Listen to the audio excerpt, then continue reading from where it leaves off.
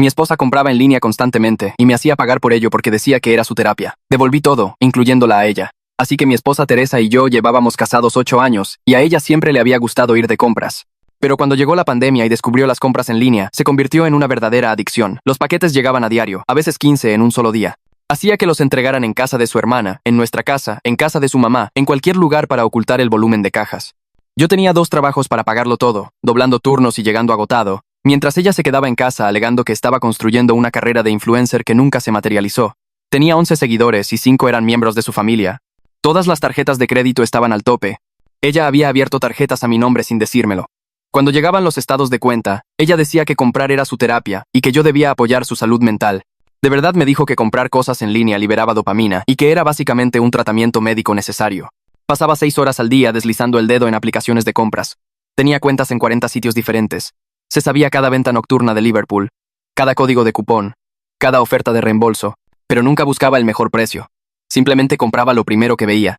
Compraba cosas que no necesitábamos. 7 aspiradoras porque cada una tenía características diferentes, 19 cojines decorativos para nuestro sofá de 2 plazas, equipo de ejercicio que nunca usó pero seguía comprando más porque el nuevo supuestamente la motivaría. Tenía cajas en el garaje todavía sin abrir desde hace 2 años. Cuando intentaba devolver cosas, Teresa lloraba y decía que yo era controlador y abusivo por negarle su felicidad. Les dijo a sus amigas que yo la estaba violentando económicamente por cuestionar sus compras. Su mamá, doña Regina, me llamó diciendo que los hombres de verdad proveen para las necesidades de sus esposas. Sus necesidades aparentemente incluían 43 pares de leggings negros idénticos, porque cada sitio los describía de manera diferente. Compraba el mismo artículo en varias tiendas, olvidando que ya lo había pedido. Teníamos 6 cafeteras idénticas todavía en sus cajas. Ella afirmaba que eran inversiones para cuando la nuestra se rompiera. La nuestra solo tenía 1 año de antigüedad. La peor parte fue que usaba mi tarjeta de crédito guardada en su teléfono. Tenía toda mi información memorizada. Si yo obtenía tarjetas nuevas, ella les tomaba fotos mientras yo dormía. Intenté usar solo efectivo, pero ella solicitaba nuevas tarjetas usando mi RFC y mi CURP que había memorizado de nuestras declaraciones de impuestos. Cuando llegaban los paquetes los escondía y poco a poco introducía los artículos como si siempre hubieran estado allí. Yo encontraba lámparas nuevas y ella juraba por su vida que las habíamos tenido durante años. Me hacía luz de gas sobre las mantas decorativas, diciendo que estaba perdiendo la memoria si no recordaba haber comprado 12 de ellas. Realmente me hizo pensar que me estaba volviendo loco hasta que empecé a contar todo en la casa. Nuestra recámara tenía 37 almohadas decorativas. Nadie necesita 37 almohadas. Compraba decoraciones de temporada para festividades que ni siquiera celebrábamos mucho. No somos muy religiosos, pero compró decoraciones de Pascua por 160,000 pesos porque eran de edición limitada. Dijo que valdrían más algún día. Todavía están en el sótano y no valen nada. Gastó 80,000 pesos en adornos de Navidad para un árbol que no teníamos porque planeaba comprar uno eventualmente. Eso fue hace 3 años. Aún no hay árbol. Pero los adornos siguen llegando. Cuando intenté cancelar el internet para detener sus compras, usó los datos de su teléfono y acumuló una factura de celular de 40,000 pesos. Cuando cancelé las tarjetas de crédito, usó aplicaciones de compra ahora y paga después. Cuando congelé mi crédito en el buró, usó la información de su mamá con su permiso porque su mamá pensaba que yo estaba siendo malo. Entonces descubrí que Teresa estaba mintiendo sobre los precios. Me decía que algo costaba 1,000 pesos cuando en realidad eran 10,000. Editaba las confirmaciones de correo electrónico antes de mostrármelas. Tenía una cuenta bancaria secreta donde iban los reembolsos, pero nunca me dijo nada sobre las devoluciones. Básicamente nos estaba robando al quedarse con el dinero del reembolso. Pero aquí está lo que Teresa no sabía. Cada devolución tenía que pasar por mí porque lentamente había cambiado todas las contraseñas de sus cuentas de compras. Ella no se dio cuenta porque los métodos de pago guardados aún funcionaban. Yo podía ver cada pedido, cada número de guía, cada fecha de entrega. Comencé a devolver todo en el momento en que llegaba. Pero no se lo dije. Dejaba que los paquetes se acumularan. Luego los devolvía a todos mientras ella estaba en casa de su hermana. Ella llegaba a casa preguntando dónde estaban sus paquetes, y yo decía que nunca los vi. Ella revisaba el rastreo, y decía entregado. Llamaba al servicio al cliente volviéndose loca por los paquetes perdidos. Investigaban y no encontraban nada porque yo ya había devuelto todo. Empezó a acusar a los repartidores de robar, publicó en los grupos de WhatsApp de la colonia sobre ladrones de paquetes, instaló una cámara para atrapar al ladrón. La cámara me captó devolviendo todo, pero ella nunca la revisó porque estaba demasiado ocupada comprando más cámaras. Devolví esas también. Entonces llegó el Buen Fin. El Super Bowl de Teresa. Se quedó despierta toda la noche comprando, gastó 600,000 pesos en 6 horas, usó tarjetas de crédito que yo no sabía que existían, compró muebles para los que no teníamos espacio, compró un jacuzzi para nuestro departamento que no permite jacuzzis, compró bicicletas estáticas cuando ya teníamos 3 sin usar. Estaba tan orgullosa de sus ofertas, devolví cada artículo, pero esta vez hice algo diferente. Usé el dinero del reembolso para pagar algo más. Un abogado de divorcios. El mejor de la ciudad. Las devoluciones sumaron lo suficiente para un anticipo masivo más los costos de mudanza. Cuando Teresa se dio cuenta de que todo había desaparecido de nuevo, tuvo un colapso nervioso. Estoy sentado en mi auto fuera de nuestro edificio de departamentos viendo a Teresa a través de la ventana de la sala, mientras destroza las habitaciones buscando sus compras del Buen Fin. Está sacando cajas de los armarios y tirándolas al suelo, revisando su teléfono cada pocos segundos, luego arrojándolo y agarrando más cajas. Mi teléfono sigue vibrando con mensajes de texto cada vez más desquiciados, exigiendo saber dónde está todo. Los mensajes comenzaron tranquilos, preguntando si vi paquetes, luego pasaron a acusarme de esconderlos, y ahora está amenazando con llamar a la policía por robo. No respondo porque me voy a reunir con el licenciado Carlos Yáñez en 40 minutos, con un anticipo de 600,000 pesos pagado por su propia adicción a las compras.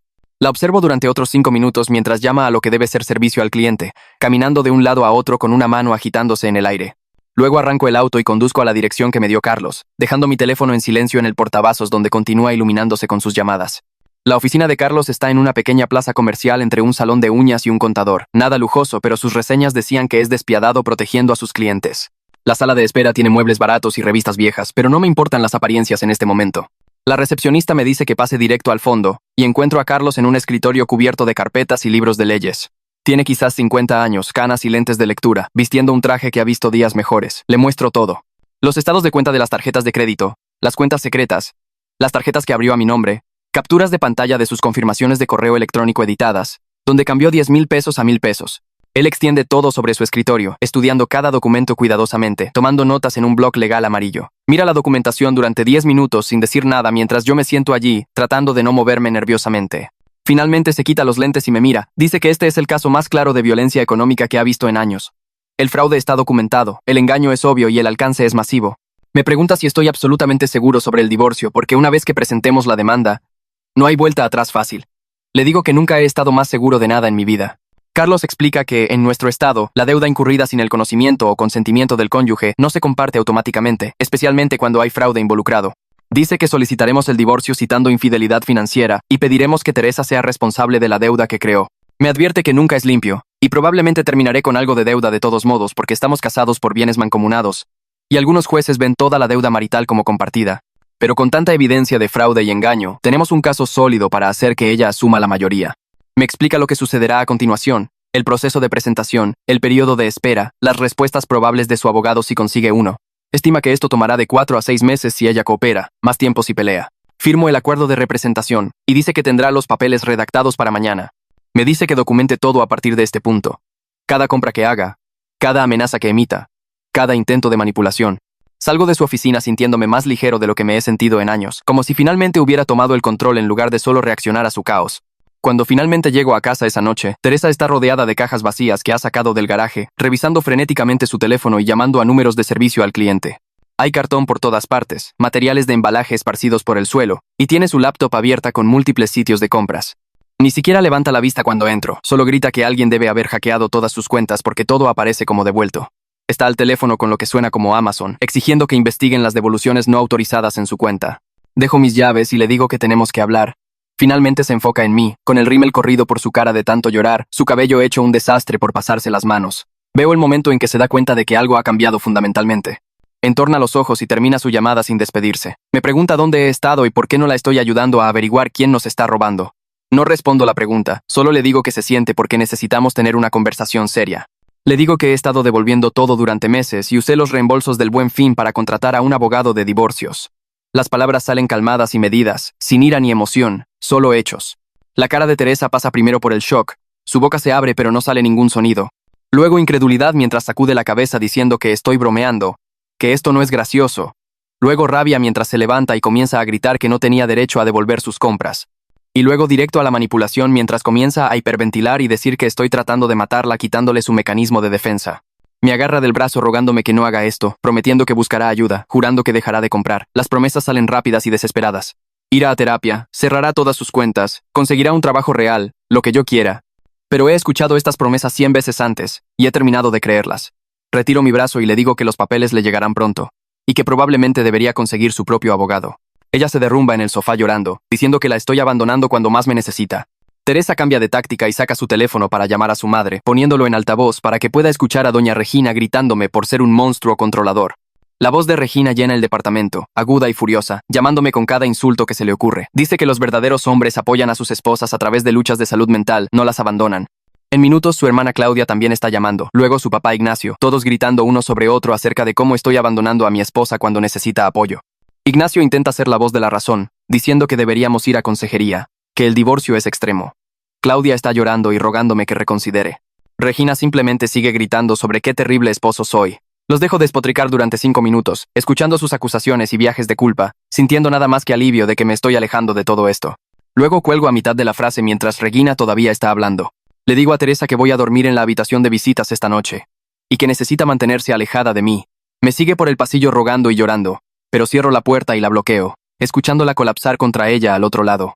A la mañana siguiente me despierto para encontrar que Teresa se ha reportado enferma a su trabajo inexistente de influencer y está acampada fuera de la puerta de la habitación de visitas con artículos impresos sobre cómo la adicción a las compras es un trastorno real. Escucho papeles deslizándose debajo de la puerta uno por uno, cada uno con secciones resaltadas en amarillo sobre cómo las parejas necesitan ser comprensivas. Ella está narrando mientras los desliza, leyendo pasajes clave en voz alta sobre cómo la adicción a las compras afecta el sistema de recompensa del cerebro igual que las drogas. La ignoro y reviso mi teléfono para encontrar 37 llamadas perdidas de su familia y una docena de mensajes de voz que no me molesto en escuchar. Le envío un mensaje a Carlos preguntando qué tan rápido podemos movernos con esto, y él responde inmediatamente diciendo que los papeles estarán listos al final del día.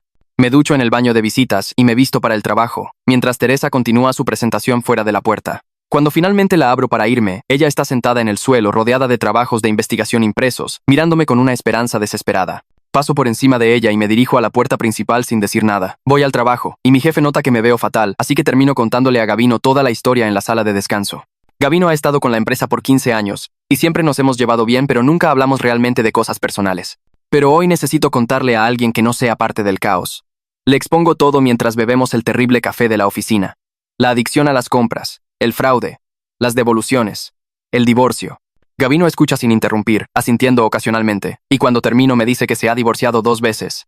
Dice que el primer mes es el más difícil, porque intentarán todo para hacerte sentir culpable y cambiar de opinión. Llorarán, manipularán, involucrarán a la familia, harán promesas que no cumplirán. Cualquier cosa para evitar enfrentar las consecuencias.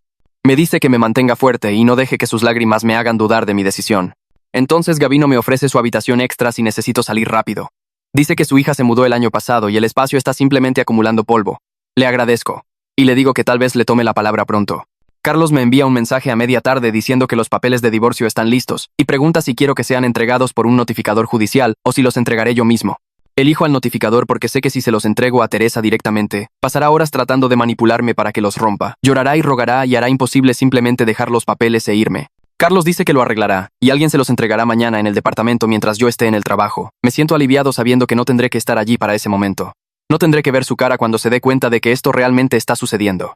El resto de mi jornada laboral se arrastra mientras imagino cómo irá mañana. Teresa abriendo la puerta esperando un paquete y recibiendo papeles de divorcio en su lugar. Esa noche Teresa intenta un enfoque diferente, vistiéndose elegante y haciendo mi cena favorita, mole poblano, como si fuéramos recién casados otra vez. Lleva el vestido que usó en nuestro primer aniversario, su cabello y maquillaje perfectos, velas encendidas en la mesa del comedor. Ha limpiado todo el departamento y escondido toda la evidencia de sus compras, incluso puso algunas de las cajas del garaje junto al contenedor de basura. El olor a mole llena el departamento, y ha puesto la mesa con nuestra vajilla buena que nunca usamos. Entro, y me saluda con una sonrisa que no llega a sus ojos, preguntando cómo estuvo mi día como si no hubiéramos estado peleando. Como la cena porque tengo hambre, y yo pagué por los ingredientes de todos modos, pero no participo en sus intentos de conversación. Ella intenta hablar sobre recuerdos de cuando nos casamos, sobre viajes que hicimos a la playa, sobre chistes locales que solíamos tener. Doy respuestas de una palabra, y sigo comiendo. Veo su frustración creciendo cuando sus tácticas habituales no están funcionando, su sonrisa volviéndose más forzada, su voz volviéndose más tensa. Finalmente se rompe y pregunta qué tiene que hacer para arreglar esto. Le digo que no hay nada que arreglar porque he terminado, y llevo mi plato a la cocina y regreso a la habitación de visitas por la noche. Al día siguiente en el trabajo, estoy sentado en mi escritorio tratando de concentrarme en una hoja de cálculo cuando mi teléfono comienza a vibrar. El nombre de Teresa ilumina la pantalla y casi no contesto, pero algo me hace levantar el auricular. En el segundo que lo hago, ella está gritando tan fuerte que tengo que alejar el teléfono de mi oreja. Está gritando que un hombre acaba de aparecer en nuestra puerta con papeles de divorcio, que soy un monstruo, que no puede creer que le esté haciendo esto. Su voz es temblorosa y aguda y puedo escucharla llorando entre los gritos. Amenaza con saturar cada tarjeta de crédito que nos queda, con decirle a todos los que conozco que soy abusivo, con asegurarse de que nunca vea un centavo de nada de lo que poseemos juntos. Dice que me arruinará, que me arrepentiré de esto, que su abogado me va a destruir en la corte. Espero a que tome aire. Y luego le digo con calma que Carlos ya sabía que reaccionaría así, y hemos congelado todo lo que podemos. Comienza a gritar de nuevo, pero cuelgo mientras está a mitad de la frase. Mis manos tiemblan un poco mientras dejo el teléfono. y noto que mi compañero en el escritorio de al lado me está mirando. Solo sacudo la cabeza y vuelvo a mi hoja de cálculo, pero no puedo concentrarme en los números. Mi teléfono vibra de nuevo 2 minutos después, luego otra vez, luego otra vez. Lo veo iluminarse 17 veces en las siguientes 2 horas, Teresa llamando una y otra vez.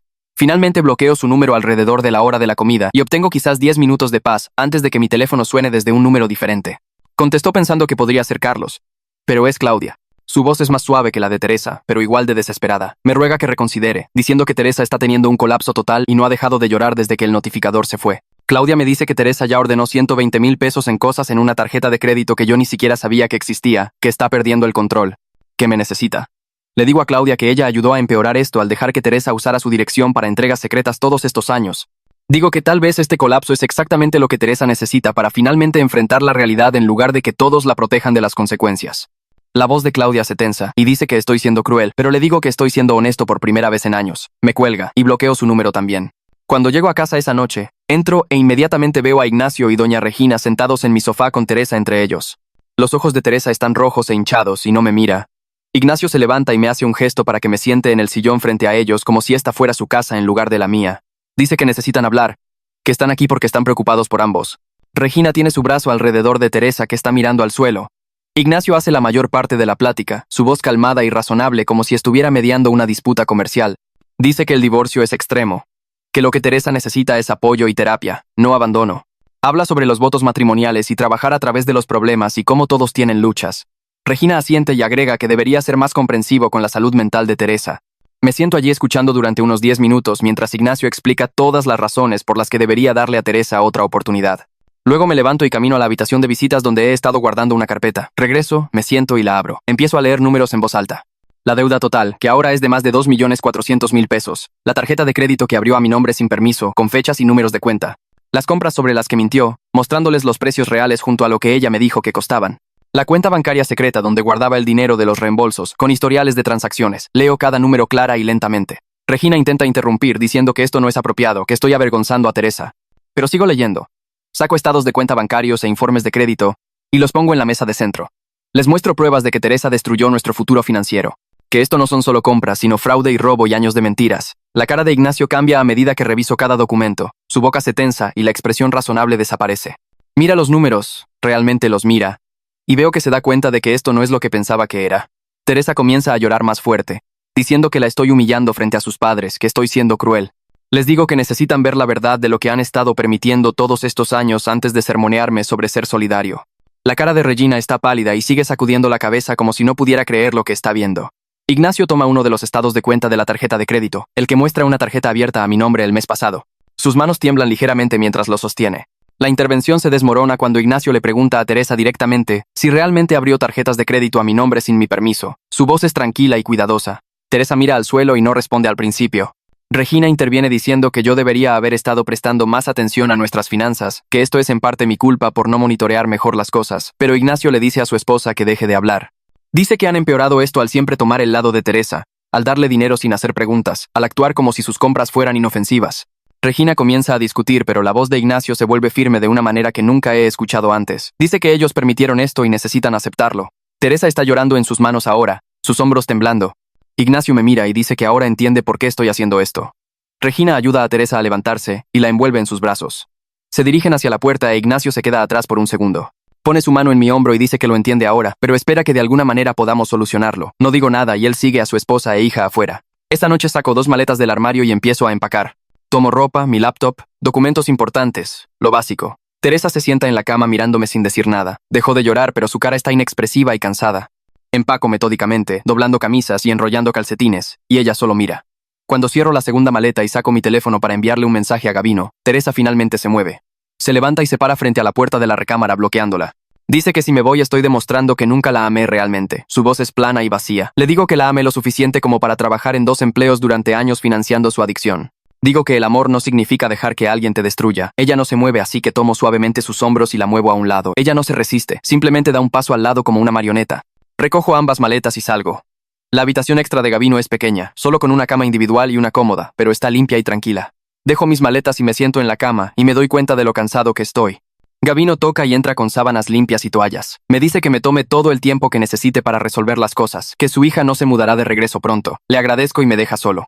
Esa noche duermo 10 horas seguidas sin despertarme ni una vez. Sin revisar paquetes. Sin escuchar a Teresa comprando en su teléfono a las 3 de la mañana. Sin ansiedad sobre qué nuevo desastre encontraré mañana. Solo sueño. Cuando despierto son casi las 9 y puedo oler café. Gabino hizo el desayuno y puso un plato para mí. Comemos huevos revueltos y pan tostado y él no me hace ninguna pregunta. Solo habla sobre el clima y el trabajo y cosas normales. Carlos llama a media mañana para decir que Teresa contrató a un abogado, un tal licenciado Roberto Hernández, quien aparentemente se especializa en defender a personas acusadas de mala conducta financiera. Carlos suena casi complacido cuando me dice esto. Dice que es una buena noticia porque significa que Teresa está tomando esto en serio, incluso si la estrategia de su abogado será pintarme como controlador. Roberto probablemente argumentará que sus compras son una condición médica, que requiere tratamiento, no castigo. Carlos dice que necesitamos reunirnos para prepararnos para cualquier respuesta que presente Roberto. Programamos algo para más adelante en la semana. Cuelgo y me doy cuenta de que esto realmente está sucediendo, que hemos pasado el punto de que Teresa llore para evitar las consecuencias. Durante la siguiente semana, la familia de Teresa intenta todo para que regrese. Claudia aparece en mi trabajo con un sobresellado, una carta de Teresa que no abro. Se la devuelvo y ella la deja en mi escritorio de todos modos. Regina llama a mi madre y se queja de mí durante una hora, diciéndole que estoy abandonando a su hija. Mi mamá me llama confundida y tengo que explicar toda la situación. Ignacio envía mensajes de texto cada 2 días, preguntando si podemos reunirnos para tomar un café y hablar de hombre a hombre. Ignoro la mayoría, pero algo en los mensajes de Ignacio se siente diferente a los demás. Parecía genuinamente sorprendido cuando vio la evidencia. Finalmente respondo el mensaje y acepto reunirme con él. Nos vemos en una cafetería cerca de su oficina un miércoles por la mañana. Ignacio se ve más viejo de lo que se veía en la intervención, cansado alrededor de los ojos. Pide café negro y nos sentamos en una mesa en la esquina lejos de otras personas. No pierde el tiempo con charlas triviales. Me dice directamente que él y Regina le dieron dinero a Teresa varias veces a lo largo de los años cuando ella dijo que estábamos luchando. Probablemente 600,000 pesos en total que ella nunca me mencionó. Él pensó que iba para facturas y despensa. Ahora se da cuenta de que solo financió más compras y se siente culpable por habilitarlas sin entender lo que realmente estaba sucediendo. Su voz se quiebra un poco cuando dice que debería haber hecho más preguntas. Le digo que aprecio su honestidad, pero no puedo seguir casado con alguien que ha estado mintiendo y robando durante años. Asiente lentamente y mira dentro de su taza de café. Dice que entiende, incluso si Regina no lo hace. Nos sentamos allí unos minutos más sin decir mucho. Cuando nos vamos me da la mano y me dice que me cuide. Lo veo caminar hacia su auto y me siento mal por él porque se está dando cuenta de que su hija no es quien él pensaba que era. Carlos llamó 2 días después para decir que teníamos una cita con Alina Ritter, una asesora de crédito que se especializaba en casos de violencia económica. Su oficina estaba en un edificio profesional en el centro, de esos con pisos de mármol y un directorio que lista contadores y abogados. Alina nos recibió en una sala de conferencias con una mesa larga cubierta de carpetas y una laptop. Tenía quizás 50 años, lentes de lectura con cadena y un apretón de manos firme. Sacó mis informes del buró de crédito antes de que nos sentáramos y los extendió sobre la mesa como evidencia en la escena de un crimen. Señaló cuentas que nunca había visto antes, 2 tarjetas departamentales de tiendas en las que no compraba, ambas abiertas en el último mes. Teresa había usado mi información después de que pensé que había congelado todo.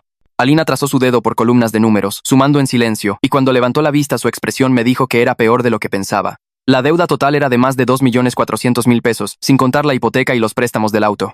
Dijo que siendo realistas estaría lidiando con esto durante años, incluso con el mejor resultado. Parte de la deuda se quedaría conmigo sin importar lo que hiciéramos. Carlos tomaba notas mientras Alina explicaba la diferencia entre deuda conjunta y deuda fraudulenta, cómo los acreedores pelearían conmigo en cada cuenta que Teresa abrió sin permiso porque yo era su esposo. Dijo que los tribunales asumían que las personas casadas compartían la responsabilidad financiera a menos que yo pudiera probar que no tenía conocimiento de las cuentas. Me senté allí mirando los números y sentí que me estaba ahogando en papel. Alina abrió formularios de reporte de fraude en su laptop y comenzó a guiarme a través del proceso. Dijo que necesitaba presentar denuncias ante el Ministerio Público por robo de identidad, disputar cada cuenta fraudulenta con el buró de crédito y enviar cartas certificadas a cada acreedor explicando la situación. Me advirtió que debido a que Teresa era mi esposa, probar el fraude era más difícil que si lo hiciera un extraño. Algunos acreedores pelearían las disputas alegando que yo debería haber estado monitoreando nuestras finanzas con más cuidado. Argumentarían que las personas casadas tienen acceso a la información del otro, y yo era responsable por no detectarlo antes. Me mostró una línea de tiempo de cuánto tardaría cada paso. Meses de ir y venir con agencias de crédito y departamentos de cobranza. Tendría que reunir documentación que probara que Teresa abrió cuentas sin mi conocimiento, estados de cuenta que mostraran que nunca usé las tarjetas, evidencia de su engaño. Alina dijo que algunos casos tomaban años en resolverse, e incluso entonces podría terminar siendo responsable de una parte de la deuda. Preguntó si tenía copias de las confirmaciones de correo electrónico editadas que Teresa me mostró, aquellas donde cambiaba los precios. Las tenía guardadas en mi teléfono desde que comencé a documentar todo. Dijo que esas ayudarían a probar un patrón de engaño. Carlos preguntó sobre la cuenta bancaria secreta donde Teresa guardaba el dinero de los reembolsos, y Alina dijo que esa era evidencia sólida de fraude intencional, no solo compras impulsivas. Pasamos 2 horas revisando cada cuenta, cada tarjeta, cada préstamo, construyendo un expediente que se sentía más pesado que yo. Cuando terminamos, Alina imprimió un paquete de formularios e instrucciones.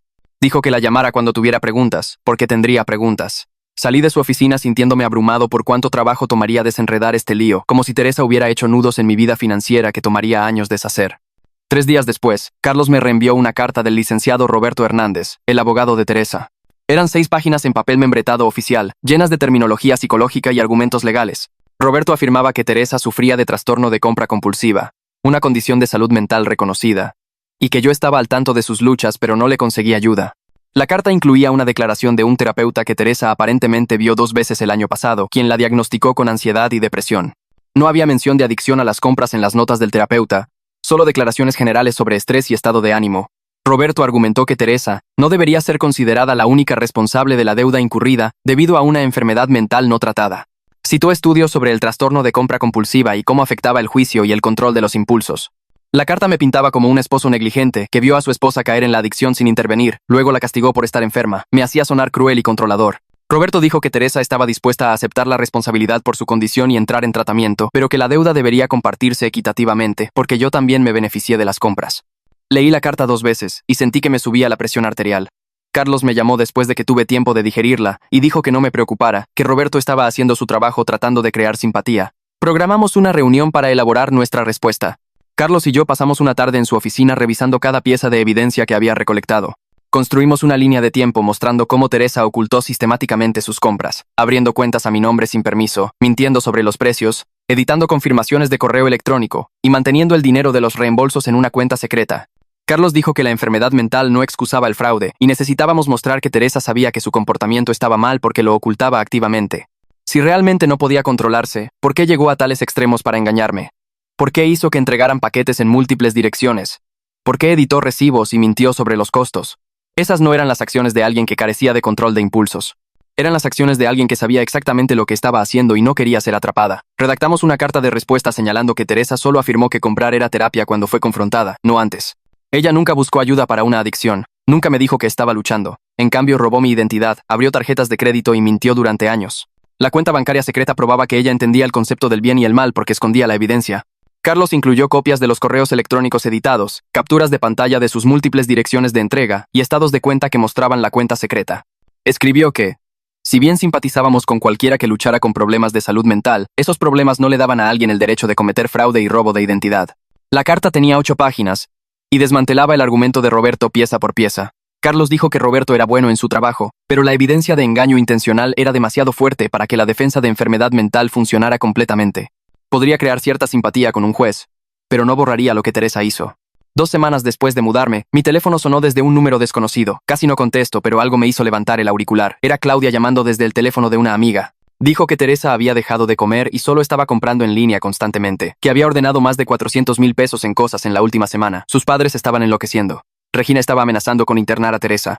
Ignacio estaba tratando de ingresarla en un programa residencial. Claudia dijo que necesitaba regresar y ayudar porque yo era el único al que Teresa escucharía. Le dije a Claudia que Teresa necesitaba ayuda profesional, no que yo regresara. Dije que su familia necesitaba dejar de habilitarla dándole dinero o acceso a crédito. Claudia se calló y luego se puso a la defensiva. Dijo que yo estaba siendo cruel, que Teresa claramente estaba teniendo una crisis de salud mental y yo lo estaba empeorando al abandonarla. Le recordé a Claudia que ella ayudó a Teresa a esconder paquetes en su casa durante años, haciéndola cómplice en el engaño. Había dejado que Teresa usara su dirección sabiendo que era para esconder las compras de mí. Eso no era ayudar, eso era habilitar.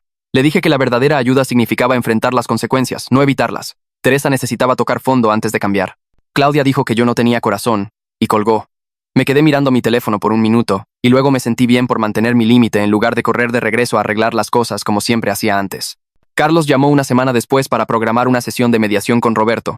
Dijo que era nuestra oportunidad de llegar a un acuerdo sobre la división de bienes y la responsabilidad de la deuda antes de ir a la corte. Ir a juicio costaría más en honorarios legales y tomaría meses más. Me advirtió que Teresa probablemente intentaría usar la sesión para manipularme emocionalmente.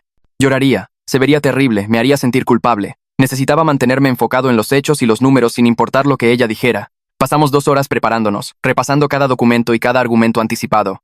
Carlos me hizo practicar responder a la manipulación emocional sin ponerme a la defensiva o enojado. Dijo que el mediador sería neutral, pero podría ser comprensivo con Teresa si ella jugaba bien el papel de víctima.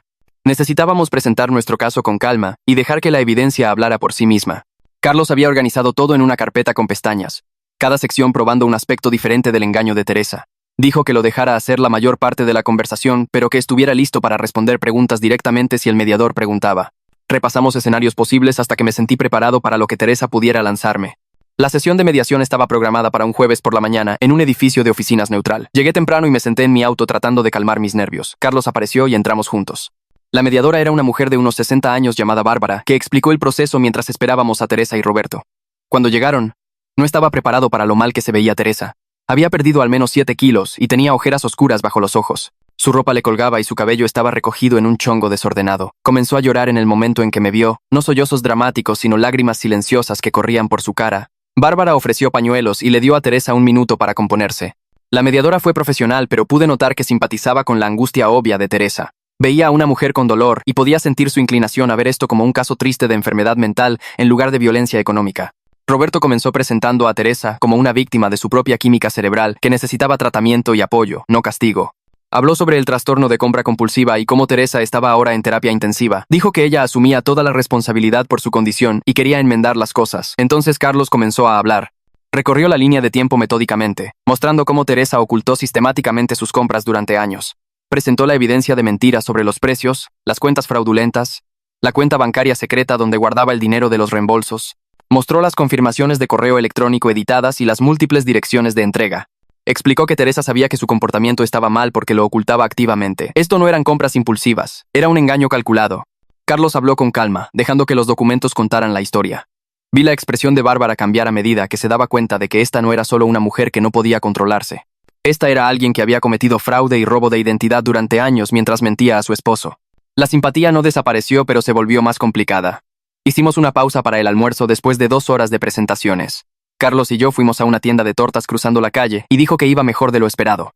La evidencia era innegable, y Bárbara era lo suficientemente inteligente para ver a través de la estrategia de Roberto. Pero me advirtió que probablemente tendríamos que ceder en la división de la deuda. Ningún juez haría a Teresa responsable de todo, incluso con pruebas de fraude. Cuando regresamos, Roberto propuso que Teresa asumiera la responsabilidad del 70% de la deuda, a cambio de que yo no persiguiera cargos de fraude y aceptara un divorcio rápido. Carlos y yo contraatacamos con el 85% y que Teresa no obtuviera nada de la venta de nuestro departamento. Roberto dijo que eso era demasiado duro, y Teresa comenzó a llorar de nuevo. Bárbara sugirió que tomáramos un descanso y pensáramos en nuestras posiciones durante la noche. Roberto comenzó a hablar de nuevo sobre cómo Teresa necesitaba apoyo, no castigo. Pero pude ver que la mediadora ya no se lo creía tanto. Había visto la evidencia y sabía que esto no se trataba solo de una enfermedad mental. El llanto de Teresa se hizo más fuerte y seguía diciendo que yo estaba destruyendo su vida. Dijo que se quedaría sin hogar y sola mientras yo seguía adelante como si nada hubiera pasado. Habló sobre nuestros 8 años juntos como si no significaran nada para mí. La mediadora parecía incómoda y preguntó si necesitábamos otro descanso. Roberto aprovechó eso y sugirió que nos tomáramos un día para pensar en nuestras posiciones. La mediadora estuvo de acuerdo y dijo que todos deberían calmarse y reconsiderar. Programamos otra sesión para 2 días después. Teresa no me miró mientras se iba con su padre. Carlos guardó sus documentos y me dijo que esto era en realidad un progreso porque la mediadora vio a través de la manipulación, pero me sentí horrible viendo a Teresa desmoronarse aunque sabía que ella había causado todo esto. Conduje de regreso al lugar de Gabino sintiéndome completamente drenado. Mis manos temblaban en el volante y seguía repitiendo el llanto de Teresa en mi cabeza. Gabino llegó temprano y echó un vistazo a mi cara y preguntó cómo fue. Le conté sobre la mediación y cómo Teresa se rompió. Asintió y comenzó a hacer la cena sin decir mucho. Comimos pasta en su pequeña mesa de cocina y finalmente me contó sobre su primer divorcio. Su exesposa había llorado y lo había manipulado durante meses. Lo hizo sentir como un monstruo por irse a pesar de que ella lo había estado engañando. Dijo que casi regresó con ella 3 veces porque la culpa era muy intensa. Pero luego se dio cuenta de que quedarse los habría destruido a ambos. Me miró y dijo, la culpa es normal, pero no significa que esté equivocado. Las lágrimas de Teresa no borran años de violencia económica. Necesitaba escuchar eso. Me fui a la cama temprano y dormí profundamente por primera vez en días. 2 días después estaba en el trabajo cuando Carlos llamó. Teresa había tenido otra ola de compras masivas la noche anterior. Había gastado 160,000 pesos en un día en ropa y artículos para el hogar y cosas al azar. Sus padres se enteraron cuando la compañía de la tarjeta de crédito los llamó porque había saturado una tarjeta que Regina le había dado para emergencias. Regina aparentemente tuvo su propio colapso cuando vio los cargos. Ignacio llamó a Roberto y le dijo que habían terminado de habilitar a Teresa. No le darían más dinero ni le dejarían usar sus tarjetas de crédito. Roberto había llamado a Carlos esa mañana para contarle al respecto. Carlos dijo que esto realmente ayudaba a nuestro caso porque probaba que Teresa no había cambiado a pesar de todas sus promesas. Todavía estaba comprando compulsivamente incluso en medio de los procedimientos de divorcio. La mediadora vería esto como prueba de que Teresa necesitaba ayuda seria y no se le podía confiar las finanzas compartidas. A la mañana siguiente, Roberto llamó a Carlos con una nueva oferta. Teresa aceptaría el 80% de la responsabilidad de la deuda. También había aceptado tratamiento obligatorio para la adicción a las compras en un programa que recomendó su terapeuta. A cambio, quería quedarse con algunos de los muebles de nuestro departamento y su auto. Carlos pensó que esto era lo mejor que obtendríamos sin ir a la corte. Ir a juicio costaría miles más en honorarios legales y tomaría meses más. Preguntó qué quería hacer. Me senté en mi escritorio mirando la pantalla de mi computadora. Parte de mí quería pelear por todo, pero estaba tan cansado. Solo quería que esto terminara para poder empezar a reconstruir mi vida. Le dije a Carlos que aceptara los términos. Dijo que llamaría a Roberto y comenzaría a redactar el acuerdo de liquidación. Programamos una sesión de mediación final para la semana siguiente para firmar todo. Me tomé la mañana libre en el trabajo y me reuní con Carlos en la oficina de la mediadora. Teresa apareció con Ignacio pero sin Regina. Se veía diferente a la última vez, menos histérica y más resignada. Sus ojos estaban rojos pero no estaba llorando. Llevaba jeans y un suéter sencillo en lugar del vestido que había usado en sesiones anteriores. La mediadora tenía todo el papeleo listo. Recorrió cada sección explicando lo que significaba. Teresa tomaría el 80% de la deuda. Yo tomaría el 20%. Ella se quedaría con su auto y algunos muebles en los que habíamos estado de acuerdo. Yo me quedaría con el resto y cualquier dinero que viniera de la venta del departamento. El divorcio sería definitivo en 60 días a partir de la firma. Ambos teníamos que seguir los términos financieros inmediatamente. Teresa firmó cada página sin mirarme. Su mano temblaba mientras escribía sus iniciales. Firmé mis páginas y no sentí nada. La mediadora nos felicitó por llegar a un acuerdo y dijo que el tribunal procesaría todo en unas pocas semanas. Después de terminar de firmar, Teresa preguntó si podía hablar conmigo a solas por 5 minutos. La mediadora me miró y asentí. Salimos al pasillo fuera de la oficina. Teresa se apoyó contra la pared y finalmente me miró. Dijo que lo sentía. Sabía que había destruido todo, y entendía por qué me iba. Dijo que comenzaría terapia intensiva la próxima semana en un programa que se especializa en adicción a las compras. Esperaba que algún día pudiera perdonarla, incluso si no estábamos juntos. Le dije que esperaba que obtuviera la ayuda que necesitaba. Lo dije en serio. Pero también sabía que nunca podría confiar en ella de nuevo. Había mentido demasiadas veces y robado demasiado. Asintió como si entendiera y volvimos a entrar. Ignacio me estrechó la mano antes de irse. Carlos y yo caminamos hacia nuestros autos, y dijo que debería sentirme orgulloso de cómo manejé todo. Yo solo me sentía vacío. La semana siguiente comencé a separar nuestras finanzas por completo. Fui al banco con copias del papeleo de divorcio y cerré todas nuestras cuentas conjuntas. La representante del banco fue servicial y no hizo demasiadas preguntas. Me ayudó a abrir nuevas cuentas solo a mi nombre. Me mostró cómo configurar alertas en mi teléfono para saber inmediatamente si alguien intentaba acceder a mis cuentas. Me guió a través de congelar mi crédito correctamente esta vez, para que Teresa no pudiera abrir nada más. Tomó 3 horas hacer todo. Tuve que firmar tantos formularios que me dio un calambre en la mano. Pero cada paso me hacía sentir más seguro. Finalmente tenía el control de mi propio dinero nuevamente. La representante me dio su tarjeta y dijo que llamara si tenía algún problema. Le agradecí y me fui sintiéndome más ligero de lo que me había sentido en meses. Carlos presentó el papeleo final de divorcio ante el tribunal unos días después. Llamó para decirme que todo estaba presentado y que a menos que Teresa impugnara algo, estaríamos oficialmente divorciados en 2 meses. Ella no impugnaría nada basado en el acuerdo que habíamos firmado. También me ayudó a presentar reportes de fraude sobre las cuentas que Teresa había abierto a mi nombre. Teníamos toda la documentación mostrando que ella había usado mi información sin permiso. Pero Carlos me advirtió que las compañías de tarjetas de crédito pelearían. Argumentarían que yo debería haber estado monitoreando nuestras finanzas con más cuidado. Probablemente terminaría siendo responsable de parte de ello a pesar de todas las pruebas. Dijo que estuviera preparado para eso. Le dije que entendía y le agradecí por todo lo que había hecho. Dijo que me enviaría una factura final una vez que el divorcio estuviera completo. Programé otra reunión con Alina para trabajar en un plan de pago de deuda. Sacó todas mis cuentas y calculamos todo de lo que sería responsable después del acuerdo y las disputas de fraude. Llegó a unos 700,000 pesos, preguntó sobre mis ingresos y gastos y comenzó a construir un presupuesto. Explicó que con mi salario actual podría pagarlo en unos 4 años si me mantenía disciplinado. 4 años sonaban como una eternidad, pero era mejor que la alternativa. Me mostró cómo rastrear mis gastos y configurar pagos automáticos. Dijo que la clave era apegarse al plan y no desanimarse. Salí de su oficina con una carpeta llena de hojas de trabajo y calendarios de pago. Era abrumador pero también clarificador. Tenía un plan concreto en lugar de simplemente ahogarme en el caos de Teresa. Esa noche Gabino me contó sobre una vacante en su empresa. El puesto pagaba mejor que mi trabajo actual y tenía mejores prestaciones. Pensó que debería aplicar aunque yo no estaba seguro de estar calificado. Dijo que lo peor que podían hacer era decir que no. Actualicé mi currículum esa noche y envié una solicitud. 2 días después recibí una llamada para una entrevista. La gerente de contratación fue amable y preguntó sobre mis antecedentes. Fui honesto sobre mi situación y le dije que estaba pasando por un divorcio y lidiando con deudas de la adicción a las compras de mi exesposa. Dije que buscaba estabilidad y una oportunidad para reconstruir mis finanzas. Apreció mi honestidad y dijo que respetaba a las personas que asumían la responsabilidad de arreglar sus problemas. La entrevista duró 1 hora y me sentí bien al respecto. Una semana después llamó para ofrecerme el trabajo. El salario era un 20% más alto de lo que estaba ganando. Acepté de inmediato. Alina y yo revisamos mi plan de pago y los nuevos ingresos reducirían mi línea de tiempo a menos de 3 años.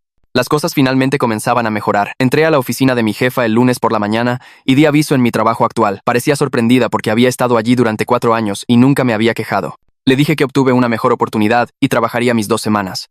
Luego llamé al almacén donde había estado haciendo turnos de fin de semana y les dije que terminaba de inmediato. No les importó mucho porque la rotación allí era constante de todos modos. Ese segundo trabajo había sido pura supervivencia, solo tratando de mantenerme al día con los gastos de Teresa. Ahora finalmente estaba libre de eso. El primer sábado que tuve libre en 3 años, me desperté a las 9 en lugar de a las 5 y simplemente me quedé en la cama mirando el techo.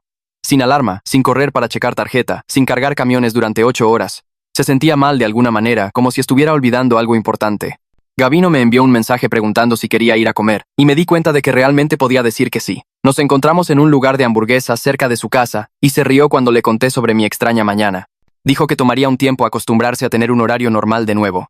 Preguntó qué iba a hacer con todo mi tiempo libre y honestamente no sabía. Había pasado tanto tiempo solo trabajando y manejando el caos de Teresa que no podía recordar lo que solía disfrutar. Gabino sugirió que me uniera a su gimnasio porque tenían una buena oferta para nuevos miembros. Le dije que lo pensaría, pero en realidad ya estaba planeando inscribirme. Tener algo que hacer con mis mañanas además del trabajo sonaba increíble. El departamento se vendió en 2 semanas porque el mercado estaba caliente y lo habíamos mantenido en buen estado a pesar de todas las cosas de Teresa. El agente inmobiliario dijo que a las parejas jóvenes les encantaba la distribución y la ubicación. Obtuvimos casi exactamente lo que pagamos por él hace 5 años, lo que significaba que después de pagar la hipoteca solo quedaban unos 160,000 pesos en capital para dividir. Según el acuerdo obtuve 80,000 pesos, que era exactamente suficiente para el primer mes y el depósito de un lugar pequeño más un poco sobrante para muebles. Encontré un departamento de una recámara en un edificio viejo a unos 20 minutos de mi nuevo trabajo. Era tal vez un tercio del tamaño de lo que Teresa y yo teníamos, pero la renta era razonable y era todo mío. Sin espacios compartidos, sin decisiones conjuntas, sin cosas de nadie más ocupando cada superficie, el propietario hizo un recorrido conmigo y señaló que el inquilino anterior lo había dejado muy limpio. Firmé el contrato ese día. Mudarme tomó una tarde de sábado porque apenas tenía nada.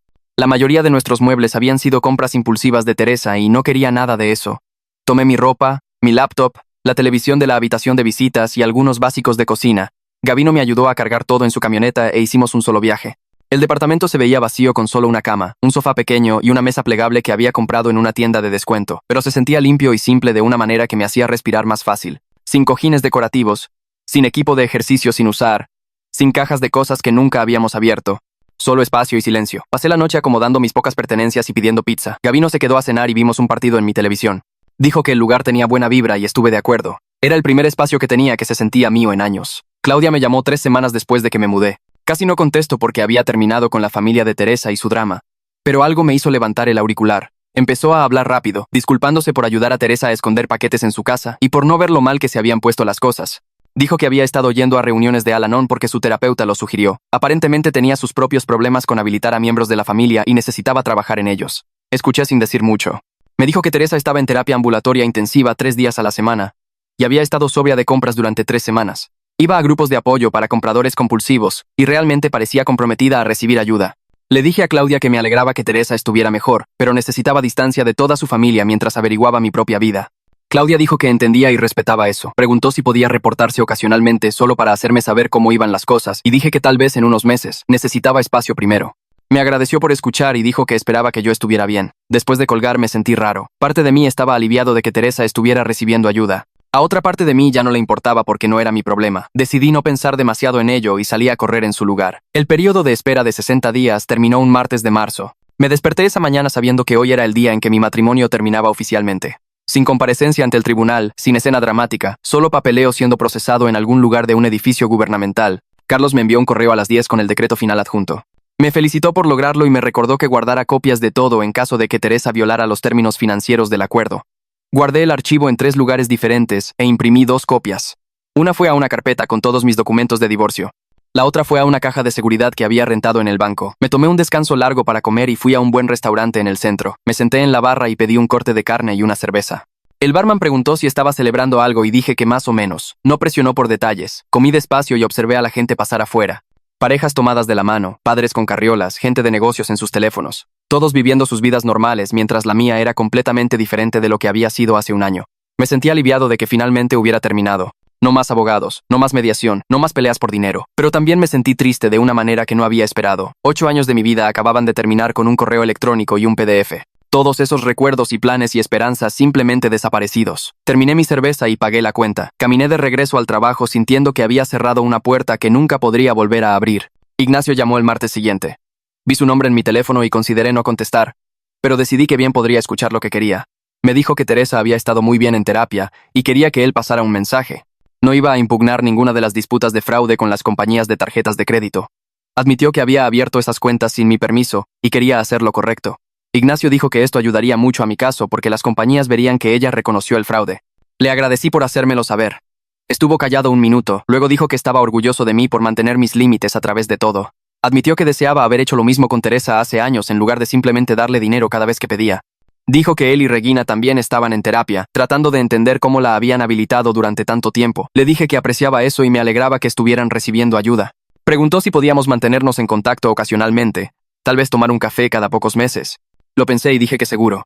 A pesar de todo no odiaba a Ignacio. Había sido manipulado por Teresa igual que yo y al menos estaba tratando de enfrentarlo ahora. Acordamos enviarnos mensajes de texto a veces y tal vez reunirnos cuando hubiera pasado suficiente tiempo. Después de colgar me sentí bien al respecto. No todas las partes de mi antigua vida tenían que ser cortadas por completo. 3 meses después de mudarme a mi departamento, finalmente sentí que tenía una rutina que funcionaba. Me despertaba a las 6 y salía a correr antes del trabajo. Hacía el desayuno en mi pequeña cocina en lugar de comprar comida rápida. Llegaba a mi trabajo a tiempo sin estar agotado por un segundo turno. Llegaba a casa por la tarde, y realmente tenía energía para cocinar la cena y hacer cosas que disfrutaba. Me uní al gimnasio que recomendó Gabino, y comencé a ir 3 veces por semana. Se sentía bien estar activo y cuidarme en lugar de solo sobrevivir. Mis compañeros de trabajo notaron el cambio. Algunas personas comentaron que me veía más saludable y parecía más relajado. Un tipo preguntó si había estado de vacaciones porque me veía muy diferente. Le dije que solo había hecho algunos cambios en mi vida y dijo que lo que fuera que estaba haciendo estaba funcionando. Empecé a cocinar comidas reales en lugar de comer cosas congeladas o comida para llevar. Probé nuevas recetas que encontré en línea, compré despensa real y planeé mi semana. Eran cosas básicas, pero se sentía revolucionario después de años de caos.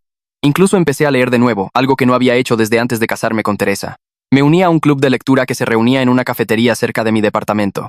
Hice algunos amigos que no sabían nada sobre mi divorcio o mi pasado. Solo me conocían como el tipo al que le gustaban las novelas de misterio y siempre llegaba a tiempo. Era agradable tener partes de mi vida que no estuvieran conectadas a todo el drama. Alina llamó para verificar mi progreso en mayo, sacó mis cuentas y miró mi historial de pagos. Dijo que estaba impresionada porque me había apegado al plan perfectamente e incluso pagué extra algunos meses. Mi puntaje de crédito había subido 40 puntos desde que nos conocimos. A mi ritmo actual, estaría libre de deudas en 3 años en lugar de 4. Las compañías de tarjetas de crédito estaban resolviendo la mayoría de las disputas de fraude a mi favor una vez que veían el decreto de divorcio y los informes que había presentado. 2 de las grandes cuentas que Teresa había abierto fueron eliminadas completamente de mi reporte de crédito. Eso quitó unos 240,000 pesos de mi deuda total. Alina dijo que casos como el mío generalmente tomaban años en resolverse, pero tener toda la documentación lo hizo más fácil.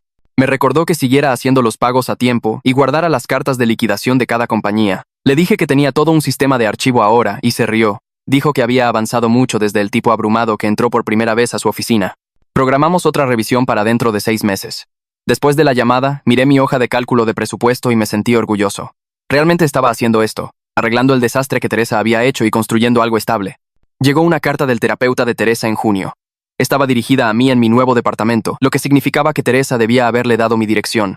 La carta decía que Teresa estaba trabajando en hacer enmiendas a las personas que había dañado como parte de su tratamiento. El terapeuta solicitaba permiso para contactarme para discutir este proceso. La leí 2 veces y luego llamé a Carlos. Dijo que no tenía obligación de participar en la terapia de Teresa y que establecer límites era completamente apropiado.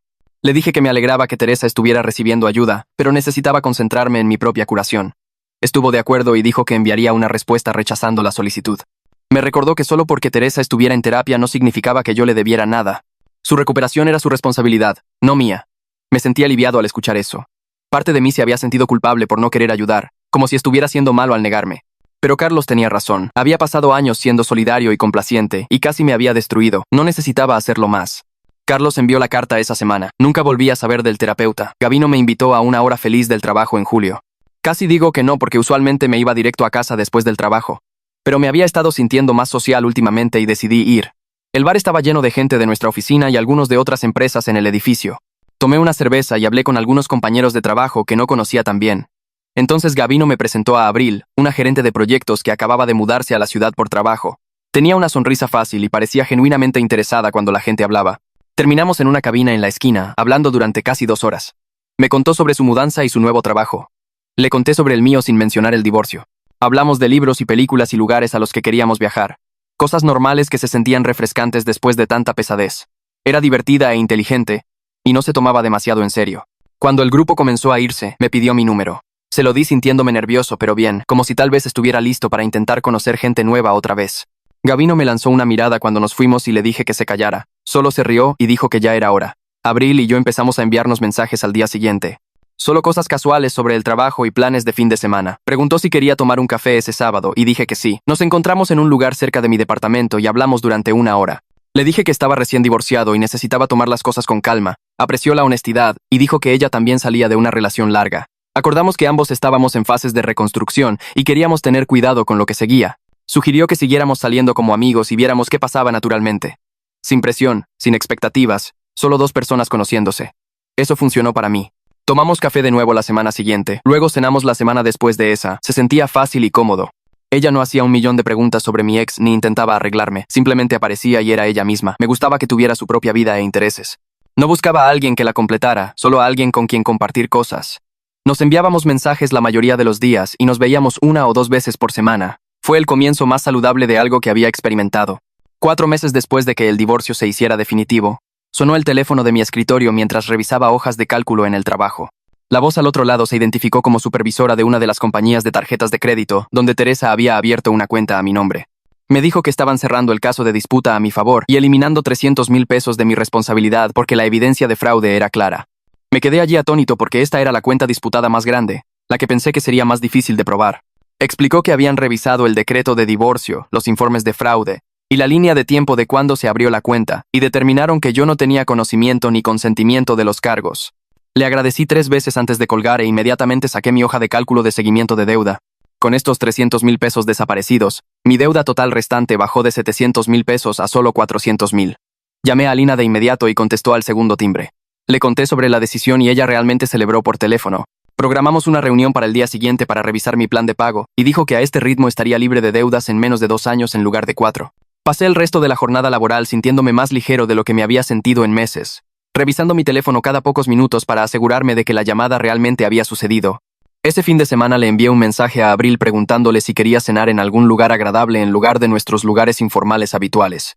Dijo que sí y sugirió un lugar italiano en el centro que había querido probar. Nos encontramos allí el sábado por la noche y esperé hasta después de ordenar para decirle que tenía buenas noticias para celebrar. Se inclinó hacia adelante con interés genuino mientras le explicaba que la disputa de la tarjeta de crédito se había resuelto y lo que significaba para mi línea de tiempo de deuda. Luego tomé aire y le dije que necesitaba explicar la historia completa de mi matrimonio y divorcio, todo lo que solo había mencionado en partes antes. Asintió y se recostó en su silla y comencé desde el principio con la adicción a las compras de Teresa y cómo escaló durante la pandemia. Le conté sobre trabajar 2 empleos, las tarjetas de crédito secretas, las devoluciones que hice sin decirle a Teresa, usar los reembolsos del Buen Fin para contratar a Carlos. Expliqué el proceso de divorcio, las negociaciones del acuerdo, el fraude que todavía estaba disputando con las compañías de tarjetas de crédito. Abril escuchó sin interrumpir, su expresión reflexiva pero no crítica. Cuando terminé, se quedó callada por un momento. Luego dijo que estaba impresionada por cómo había manejado una situación imposible.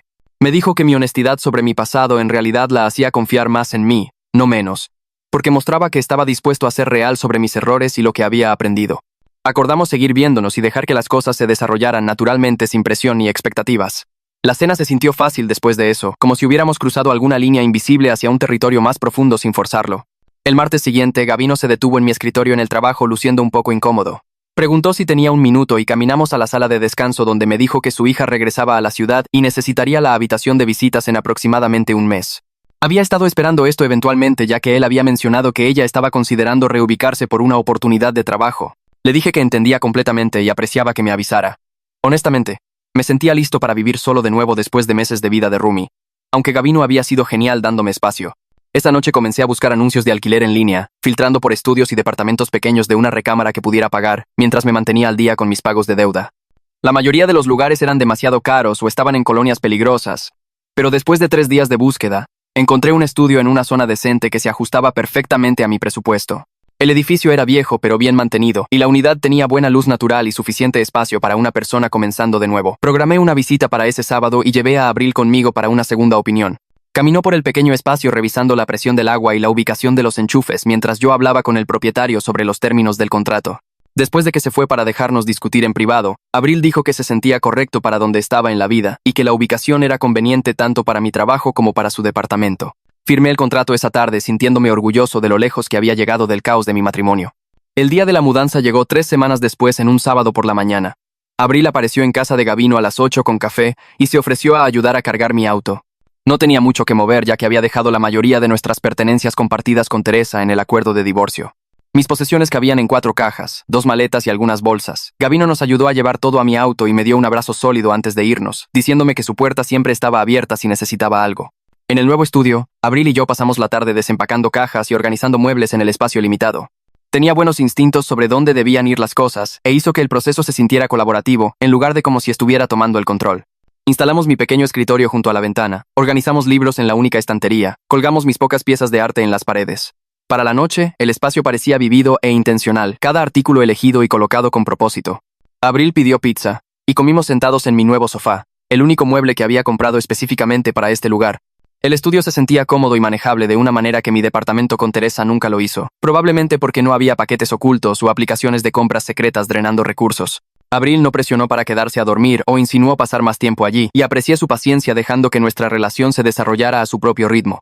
Cuando se fue esa noche, me paré en mi estudio solo, y me sentí genuinamente contento por primera vez en años. 6 meses después de que el divorcio fuera definitivo, me desperté un martes por la mañana e hice café en mi pequeña cocina mientras revisaba mi cuenta bancaria en mi teléfono. Mi saldo de deuda mostraba solo 200,000 pesos restantes, que estaba pagando antes de lo previsto gracias a mi aumento de salario y presupuesto cuidadoso. Mi puntaje de crédito se había recuperado significativamente del daño que causaron las cuentas fraudulentas de Teresa, subiendo casi 100 puntos en medio año. Salía con Abril regularmente sin ninguna presión para definir qué éramos, o apresurarnos a un compromiso serio. Mi trabajo se había convertido en algo que realmente disfrutaba en lugar de solo un cheque de pago, y mis compañeros de trabajo habían pasado de conocidos a amigos genuinos que me invitaban a cosas fuera del trabajo. Serví mi café y me paré junto a la ventana viendo la luz de la mañana llenar el estudio, y algo cambió en mi pecho. El peso constante que había cargado durante años se había ido, reemplazado por esta ligereza desconocida. Me di cuenta de que no me había sentido tan liberado desde antes de casarme con Teresa, tal vez incluso más tiempo. Mi vida era simple y pequeña, pero era completamente mía, construida sobre honestidad y sostenibilidad en lugar de caos y engaño. Mi teléfono vibró con un mensaje de texto de Claudia. La primera vez que me contactaba en meses.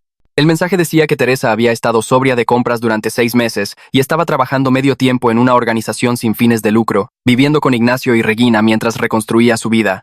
Claudia escribió que quería que supiera que Teresa estaba mejorando y haciendo un progreso real en terapia, pero entendía si yo no quería comunicarme. Leí el mensaje 2 veces y me sentí genuinamente contento de que Teresa estuviera recibiendo ayuda y enfrentando su adicción, pero también sabía que mi curación había requerido una separación completa de ella y de toda su familia, y contactarla ahora desharía ese límite. Respondí agradeciendo a Claudia por la actualización y diciendo que esperaba que Teresa continuara bien, pero que necesitaba mantener distancia para mi propia recuperación. Claudia respondió inmediatamente diciendo que respetaba eso y solo quería que supiera que Teresa estaba bien. Aprecié su comprensión y guardé mi teléfono, volviendo a mi café matutino sin la culpa que podría haber sentido meses antes. Abril y yo habíamos estado saliendo durante 4 meses cuando me llamó un miércoles por la noche sonando emocionada pero nerviosa. Dijo que había recibido una oferta de trabajo en otra ciudad, una promoción significativa que era demasiado buena para dejar pasar profesionalmente. Mi estómago cayó, pero le dije felicidades y pregunté cuándo tendría que mudarse. Dijo que querían que comenzara en 6 semanas, lo que significaba que se iría pronto. Acordamos reunirnos para cenar ese viernes para hablar sobre lo que esto significaba para nosotros. En el restaurante fuimos honestos sobre nuestras opciones, discutiendo si la larga distancia tenía sentido o si deberíamos terminar las cosas ahora. Abril dijo que le importaba, pero no estaba segura de que estuviéramos en un lugar donde la larga distancia fuera realista, especialmente porque ambos habíamos estado tomando las cosas con calma intencionalmente. Estuve de acuerdo, admitiendo que no estaba listo para ese nivel de compromiso, y tratar de forzarlo parecía incorrecto. Decidimos terminar nuestra relación amistosamente en lugar de probar algo que no estaba listo para ese tipo de desafío. La conversación fue triste pero madura. Ambos reconociendo lo que habíamos significado el uno para el otro mientras aceptábamos que el momento no era el correcto. Terminamos la cena y caminamos hacia nuestros autos, abrazándonos para despedirnos en el estacionamiento. Me sentí triste conduciendo a casa pero no devastado, y reconocí eso como crecimiento. Podía manejar la pérdida sin desmoronarme o hacer que significara algo catastrófico sobre mi valor. 8 meses después de firmar mi plan de pago de deuda con Alina, me senté en mi escritorio un viernes por la tarde e inicié sesión en mi cuenta bancaria para hacer lo que sabía que era mi pago final. El saldo restante era de 5,460 pesos, un número que había estado viendo encogerse durante meses con una mezcla de determinación e incredulidad. Transferí el dinero y vi el saldo bajar a cero, luego me senté mirando la pantalla durante un minuto completo. Llamé a Alina inmediatamente y le dije que estaba oficialmente libre de deudas, 8 meses antes de mi línea de tiempo original. Me felicitó con entusiasmo, diciendo que la mayoría de las personas en mi situación tardaban mucho más o se rendían por completo cuando el trabajo se ponía difícil. Me dijo que debería estar orgulloso de hacer el trabajo para recuperarme de la violencia económica y que comenzar de nuevo completamente libre de deudas a mi edad era raro y valioso. Después de colgar, reenvié la confirmación de saldo cero a Carlos, quien respondió en minutos diciendo que le alegraba verme prosperar después de todo. Esa noche me regalé una buena cena solo en un restaurante de cortes en el centro, pidiendo exactamente lo que quería sin revisar precios o sentirme culpable. Alcé mi copa de vino en un brindis silencioso por el final de ese capítulo, sintiendo el peso de años de estrés financiero finalmente levantarse por completo. Un año después de que mi divorcio de Teresa se hiciera definitivo, me encontré en la mejor forma financiera y emocional de mi vida adulta. Tenía 60,000 pesos en ahorros, el primer fondo de emergencia que había construido. Mi puntaje de crédito había subido al rango bueno y estaba recibiendo ofertas de tarjetas de crédito preaprobadas en lugar de cartas de rechazo. El trabajo iba lo suficientemente bien como para que mi jefa mencionara que una promoción era probable dentro del próximo trimestre. Estaba saliendo casualmente con una mujer que había conocido a través de amigos, manteniendo las cosas ligeras sin presión para encontrar mi próxima relación seria. Un sábado por la mañana, me detuve en una cafetería cerca de mi departamento y me encontré a Ignacio en la fila. Nos reconocimos en el mismo momento y después de una breve pausa incómoda, sonrió y preguntó si quería sentarme unos minutos. Compramos nuestros cafés y encontramos una mesa junto a la ventana donde Ignacio me dijo que Teresa estaba bien en su recuperación, asistiendo a reuniones regularmente y manteniendo su trabajo de medio tiempo. Dijo que estaba orgulloso de su progreso y agradecido de que finalmente hubiera recibido ayuda real. Luego me miró directamente y dijo que me veía feliz y saludable, mejor de lo que me había visto en años. Le dije que me estaba yendo bien, y apreciaba que lo dijera. Hablamos durante 20 minutos sobre temas neutrales y cuando nos separamos se sintió completo sin ningún resentimiento persistente o asuntos pendientes. El martes siguiente, programé mi primera cita de terapia porque aunque mi vida era buena, quería entender cómo había terminado en un matrimonio tan roto y asegurarme de no repetir esos patrones. La oficina de la terapeuta estaba en un edificio tranquilo en el centro y pasó nuestra primera sesión preguntando sobre mi historial de relaciones y qué me trajo. Le conté sobre la adicción a las compras de Teresa, la violencia económica, el divorcio y mi proceso de recuperación. Luego admití que quería entender por qué me había quedado tanto tiempo y trabajado en 2 empleos en lugar de establecer límites antes.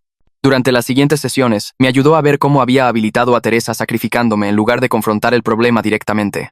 Explicó que había confundido el autosacrificio con amor, creyendo que si solo trabajaba más duro y proveía más, Teresa eventualmente estaría satisfecha y las cosas mejorarían. Hablamos sobre cómo había ignorado las banderas rojas al principio de nuestra relación porque quería creer que el amor podía arreglarlo todo. Me enseñó a reconocer patrones donde priorizo las necesidades de otras personas sobre mi propio bienestar y cómo esa dinámica había preparado nuestro matrimonio para fallar desde el principio. Aprender a establecer límites y priorizarme se sintió revolucionario, como si finalmente me estuviera dando permiso para tener necesidades y límites que importaban. Gabino comenzó a aparecer en mi departamento los domingos por la mañana con café y tenis para correr, negándose a aceptar un no por respuesta hasta que acepté unirme a él. Corríamos 5 kilómetros por la colonia y luego desayunábamos en un restaurante donde la mesera sabía nuestras órdenes de memoria. Preguntaba sobre mis sesiones de terapia y si estaba saliendo con alguien, compartiendo historias sobre su propio divorcio complicado hace 5 años y cuánto tiempo le tomó confiar en alguien de nuevo. Una mañana se detuvo a mitad de la carrera y me dijo que estaba orgulloso de cómo había manejado todo, que verme reconstruir le daba esperanza de que su pasado no tenía que definir su futuro para siempre. Me di cuenta de que nuestra amistad se había convertido en algo real, no solo un compañero de trabajo ayudando a alguien en crisis, y le dije que estaba agradecido de que hubiera ofrecido esa habitación extra cuando más la necesitaba. Seguimos corriendo todos los domingos después de eso, hablando sobre proyectos de trabajo y primeras citas terribles y si alguno de los dos volvería a casarse. Comencé a buscar departamentos 6 meses después de pagar mi deuda, buscando algo más grande que el estudio, pero aún asequible con mi nuevo salario. El lugar que encontré estaba en una colonia con árboles reales y cafeterías, un departamento de una recámara con pisos de madera y suficiente espacio para una mesa de cocina real. Firmé el contrato y pasé los fines de semana amueblándolo lentamente, comprando un sofá que realmente me gustaba en lugar de lo que fuera más barato, eligiendo platos que combinaran en lugar de platos aleatorios y desiguales. Cada compra se sentía deliberada y mía. Nada como el caos de vivir con Teresa donde las cosas simplemente aparecían constantemente. Colgué arte que había elegido yo mismo y compré exactamente 4 cojines para el sofá, riendo cuando me di cuenta de que los estaba contando. Mi hogar reflejaba la vida que estaba construyendo, simple e intencional y libre del peso de la adicción de otra persona. 18 meses después de dejar a Teresa, mi empresa celebró un evento de networking en un hotel del centro, y fui porque mi jefa sugirió que sería bueno para mi carrera. Estaba de pie junto al bar cuando alguien a mi lado hizo una broma sobre la terrible selección de vinos, y me volví para ver a una mujer con cabello oscuro corto y una sonrisa fácil. Su nombre era Jimena Barrett, y trabajaba como consultora para empresas de tecnología, viajando constantemente pero con base en la ciudad. Hablamos durante 1 hora sobre todo excepto trabajo.